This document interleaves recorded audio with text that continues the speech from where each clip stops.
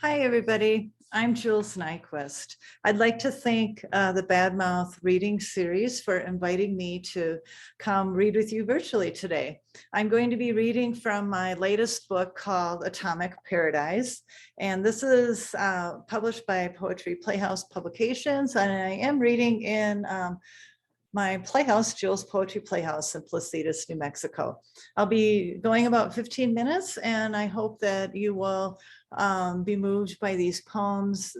They're about growing up in the Cold War era, so my generation, and also living in New Mexico and the nuclear secrets that are buried here. I'm going to start with a poem that's for Prince and a riff off of his song, I Would Die for You. Cold War is at a fever pitch. Ronnie's regulating the country.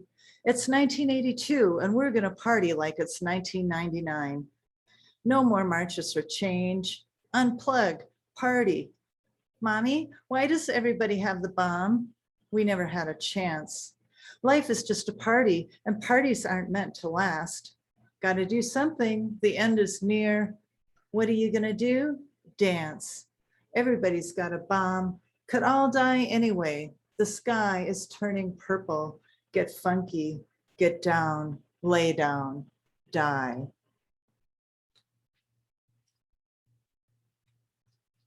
This next one is called Gun Crazy. It's taken off the dialogue is from a film noir movie. Does it start with boys and BB guns aiming at anything that moves, including the dog? Movie theater madness, Bonnie and Clyde. The judge asks the boy, why did you do it? I don't know, he says. My sister says shooting is the only thing I'm good at. It's what I want to do when I grow up. I feel good when I shoot like I'm somebody. I started writing this book, Atomic Paradise, because I was fascinated by the physicist, Robert Oppenheimer. He's also a poet. So this poem is called Poet and Physicist. Is it destiny that I am drawn to this man of science, of art, living at the edge of mystery? The brilliance of stars are his. Their internal radiation, logical structure, feeling of beauty, excitement of science. Oppie is interested in everything. He coexists with all at once. An afternoon meeting with his students lasts far into the night. Electrodynamics, cosmic rays, astrophysics, nuclear physics, Hindu classics, Homer and Plato read in the original Greek, missing the last ferry from the bay back to Berkeley. The fog of the universe surrounds unanswered questions. The blue of abstract theory and intuitions lands on hard, crude methods of theoretical physics. His natural ability with horses gives him relief at his New Mexico ranch. Took him on rides in the wilderness. He tames the wild as one breaks a horse, inspires us into the next great new adventure where we climb the rocks, sit in the cold dark and count stars. He shows me how ordinary minerals like uranium, what if he had been a geologist, can be split with neutrons to become extraordinary, life-changing. Enough so that I pack my belongings in my car and head out to my unknown. Oppie was a young scientist following his teacher, a poet called to be a shaman. I am a midlife woman, curious just to be here in this presence, the New Mexico landscape of majesty, of responsibility. I am fearless of destiny. Part of that journey that Oppenheimer made in New Mexico was in Lammy, which is the train station before Santa Fe. This poem is called Lammy. glimpse the night window reflection of sky. It's the prairie, a blanket, the motion, trees blurry. Doesn't matter where you are now in the open space, it is good there. Kansas, between where you were and where you are going. Oppie and Groves plan knee to knee over black coffee. First class dining car, Chicago to New York, high-speed passenger express on the 20th Century Limited.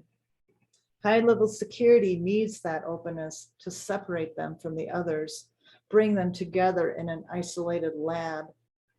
Oppie convinces Groves that physicists are one nucleus, military and university melded. Groves, a colonel carrying his briefcase, sees something of himself in Oppie.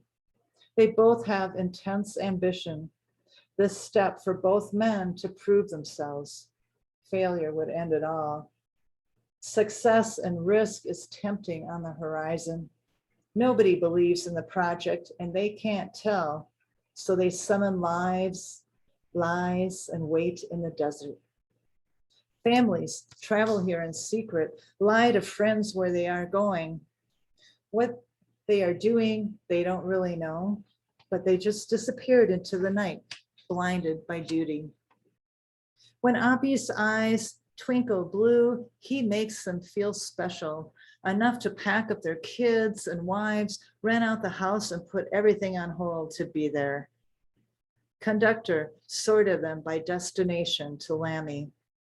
Maybe it was the super chief or the one that went once a week.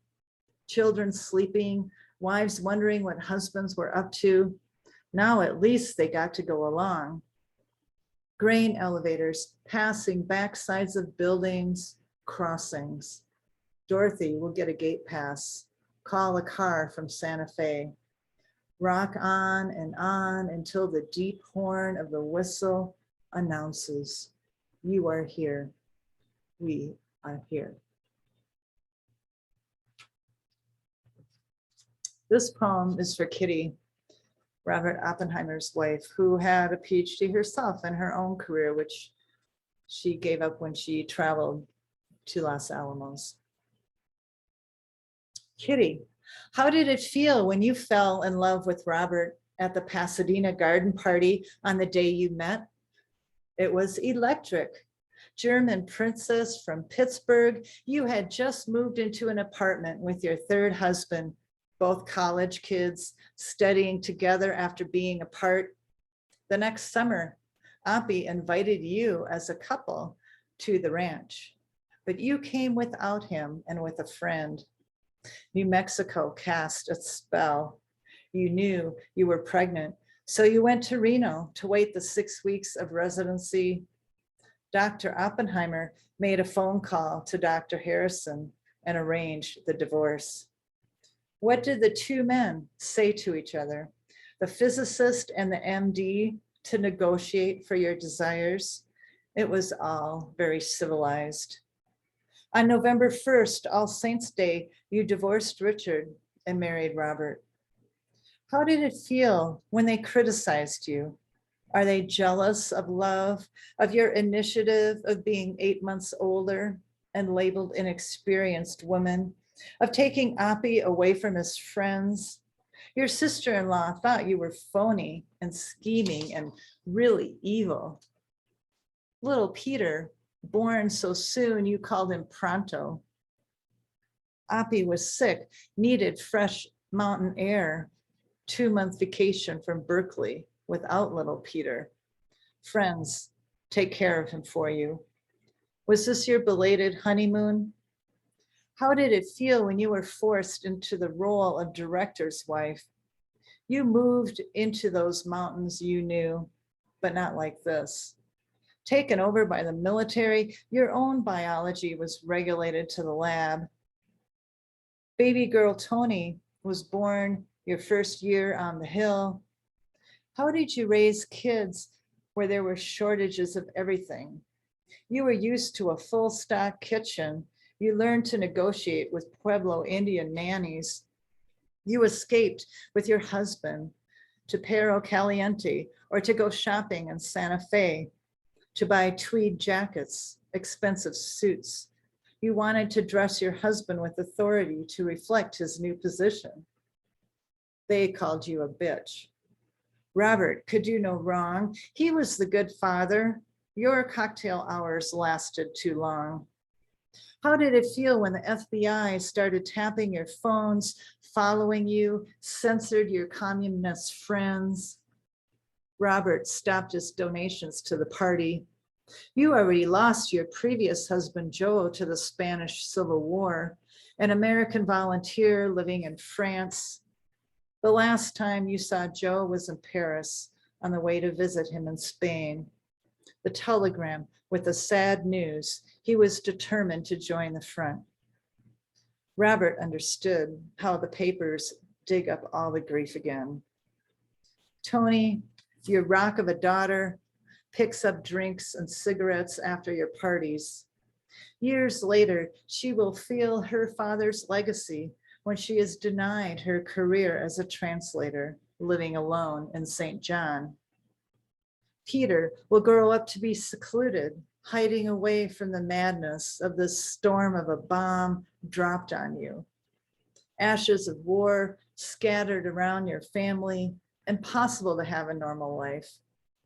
You were born a princess, Kitty, scattered your husband's ashes at sea, your life blacked by an embolism as you sailed away in Panama. So I'm just going to have a couple more, and one is a sestina. And a sestina is a poem where the end words repeat over 6 stanzas, and then it's wrapped up with an envoy. This one is called Radium Girls.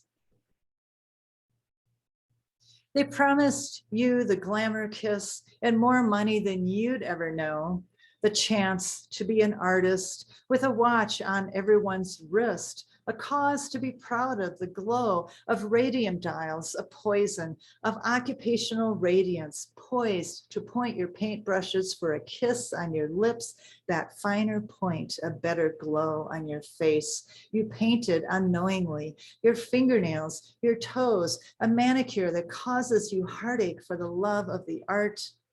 You were mistaken. Self-luminous art disintegrates your marrow. Hollow poisons cake your eyelids.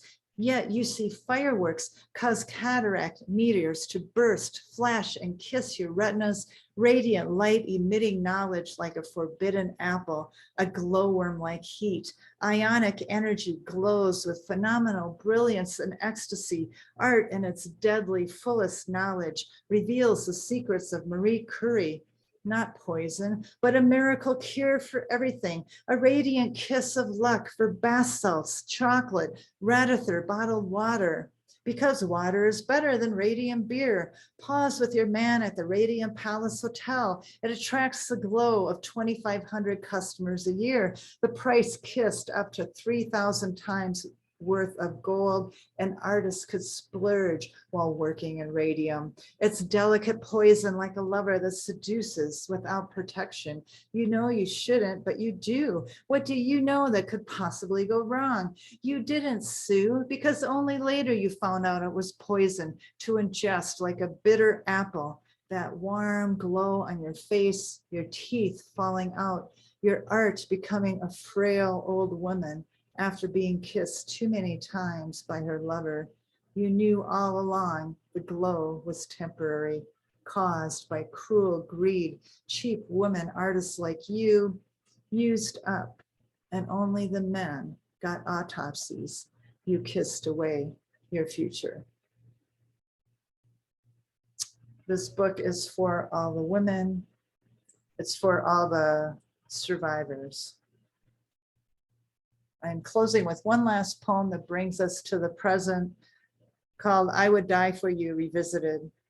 Well, actually, it was written in mid-June 2000, so it's a little out of date, but you'll know what I mean. COVID-19 is at a fever pitch. Trump's destroying the country. It's 2020, and we're going to party like it's 2019. Please remember the 100,000 dead. Wear your mask for someone you love. Mommy, why does everybody have the bomb? They never had a chance. Life is just a party, and parties aren't meant to last. Gotta do something, but please stay home. What are you gonna do? Dance. Everybody's got a bomb.